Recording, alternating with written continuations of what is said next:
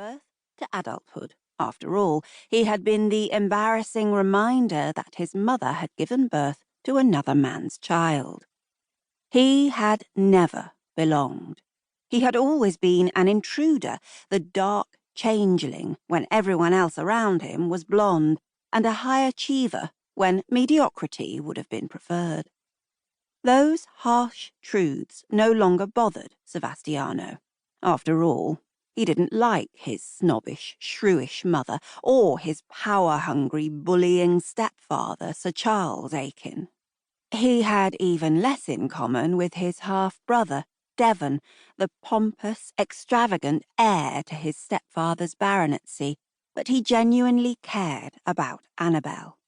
So, what on earth could she possibly have done to enrage her family? After all, Annabel avoided conflict like the plague. She followed the rules and stayed friendly with everyone, no matter how trying their behaviour.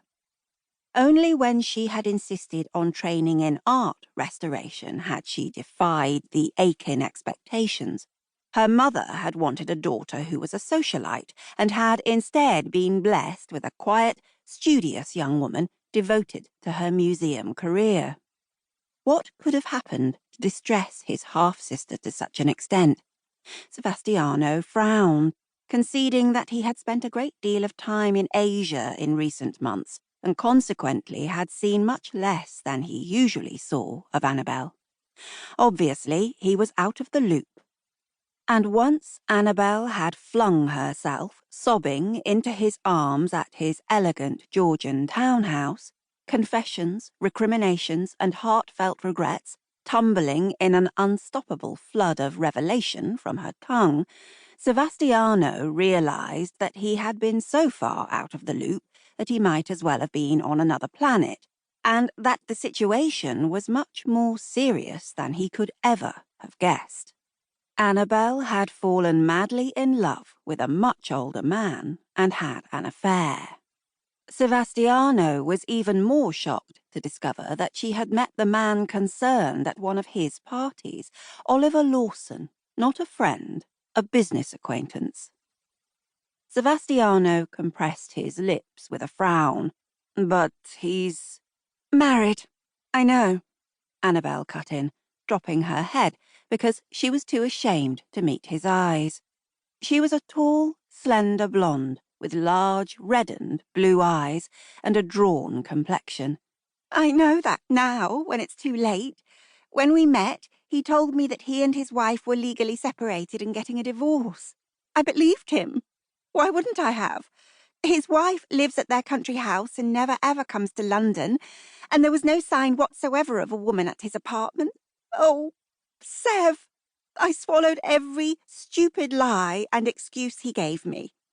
Oliver may be CEO of Telford Industries, but his wife owns the business. I would say it is very unlikely that he would divorce her.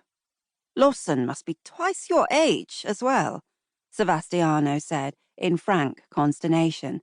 His life experience made it even easier for him to take gross advantage of your trust.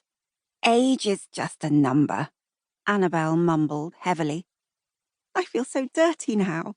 I would never have got involved with him if I'd known he was still actually living with his wife. I'm not that kind of woman. I believe in fidelity and loyalty. I really loved him, Sev. But I can see now that I was a complete fool to believe his every word and promise. When I told him that I was pregnant, he tried to bully me into going for an abortion. He kept on phoning me and demanding that I do it, and then he turned up at the flat to underline that he didn't want this child, and we had a huge row. You're pregnant, Sevastiano murmured flatly, striving to hide his rage from her, because the concept of any man trying to browbeat Annabel into an abortion outraged him, particularly a man who had already lied and cheated his way into an inappropriate relationship with her. At 23, his sister was still rather naive, very much prone to thinking the best of everyone and making excuses for those who let her down.